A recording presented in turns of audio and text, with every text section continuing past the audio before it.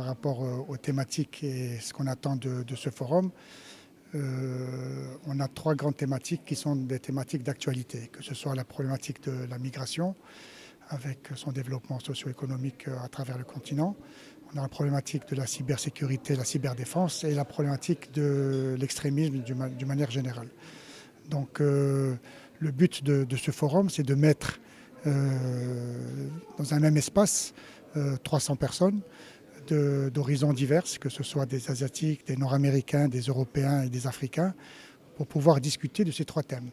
Parce que chaque région ou sous-région, ou même chaque pays, a une vision différente de ces thématiques et de ces problématiques. Donc il est très important de pouvoir d'abord de pouvoir comprendre ce que chacun attend de l'autre d'abord, de pouvoir comprendre quelles sont les difficultés et les problèmes dans chaque pays, chaque sous-région, chaque continent, et de pouvoir trouver et de sortir de ce forum avec des solutions. Alors qu'est-ce qu'on fait nous avec ces solutions ? D'abord, on les analyse, on analyse tout ce qui est dit pendant une journée de travail. On essaie de recouper avec ce qui a été fait, ce qui a été écrit dans d'autres think tanks à travers le monde. Et on fait et on donne des pistes de réflexion par rapport à ces recommandations qui ont été faites ou par rapport à ce qui a été dit. Certains vont dire oui, il faut beaucoup plus d'aide de pays européens. D'autres, ils vont vous dire non, il faut qu'on reste entre Africains et qu'on cède entre Africains. Tout ça, c'est très bien. Mais donc, il faut analyser tous ces problèmes-là et après les écrire. Et après, ce qu'on fait, nous, on les envoie à des organisations internationales. On dit voilà par rapport à l'Africa Security Forum 2018 ce qui a été dit, ce qui a été analysé et voilà les recommandations qui sortent de ce forum et on vous les envoie à titre d'information, à titre d'analyse et en général il y a des échanges.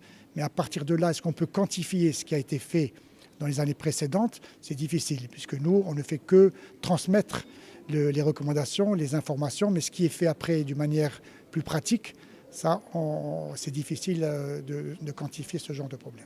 Alors ce qu'on a fait jusqu'à maintenant, à la fin de chaque forum, 3 ou 4 mois après avoir analysé, recoupé les informations, recontacter les personnes parce qu'on n'a pas bien compris ce qu'ils ont dit, etc., on fait un rapport qu'on envoie. Donc ce n'est pas un livre blanc parce que je ne crois pas qu'il y a assez de données pour en faire véritablement un livre blanc. Il pourrait y avoir un livre blanc si on passe à un niveau supérieur et qu'on pose beaucoup de questions à travers le monde sur des thématiques précises et qu'on attend les réponses. Et à partir de ça, on fera une compilation de toutes ces réponses avec une analyse. Donc ça, c'est prévu pour 2020. Donc on a prévu de faire ce travail de livre pour sortir avec un livre blanc qui sera après envoyé à plusieurs responsables africains, mais plusieurs aussi institutions internationales d'une manière générale. De mon point de vue personnel, écoutez, je pense que la sécurité est de mieux en mieux gérée à travers l'Afrique.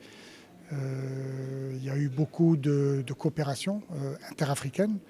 Il y a eu beaucoup de coopération entre les pays d'Afrique et aussi l'Europe ou les États-Unis d'une manière générale qui sont beaucoup plus axés sur la lutte contre le terrorisme en Afrique. Donc il y a eu à ce niveau-là des aides, il y a eu de la coopération. On connaît l'aide de la France par rapport à certains pays africains. On connaît l'aide des États-Unis également à travers certaines actions qu'ils font à partir de l'Afrique de l'Est. Donc il y a eu une prise de conscience par rapport au risque de déstabilisation des États et déstabilisation de certaines régions même par rapport au continent. Donc beaucoup de pays occidentaux, on va dire, ont aidé, ont formé, ont financé certains États pour mieux s'équiper, mieux se former, pour pouvoir combattre ces différents problèmes. Alors il y a des problèmes de terrorisme, certes, mais il y a aussi des problèmes de grande criminalité, il y a des problèmes de cyberdélinquance, problèmes de migration, il y a un tas de problèmes. Donc on ne peut pas tout faire, mais d'une manière générale, je dirais que la sécurité en Afrique est beaucoup mieux gérée qu'avant, elle est beaucoup plus maîtrisée. Mais il reste encore beaucoup de choses à faire, à accomplir pour arriver à un niveau à des standards beaucoup plus internationaux d'une manière générale.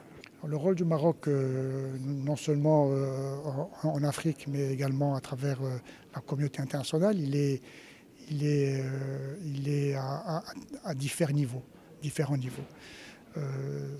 Par rapport, je pense, aux pays africains, on est peut-être le pays qui est le mieux organisé en matière de sécurité, en matière de défense, qui gère au mieux cette problématique de terrorisme, mais qui gère au mieux aussi cette problématique de migration, par exemple. Donc on est, peut-être c'est parce qu'on est très proche de l'Europe et qu'on est entre l'Europe et l'Afrique qu'on joue ce rôle qui est très important. Mais également par rapport aux pays européens, le Maroc joue un rôle central par rapport à la lutte contre le terrorisme, grâce à la coopération, grâce à l'échange d'informations. Donc on voit et on lit aussi, comme vous, un peu partout dans les journaux et dans les grands centres européens, que le rôle du Maroc est de plus en plus apprécié, de plus en plus présent.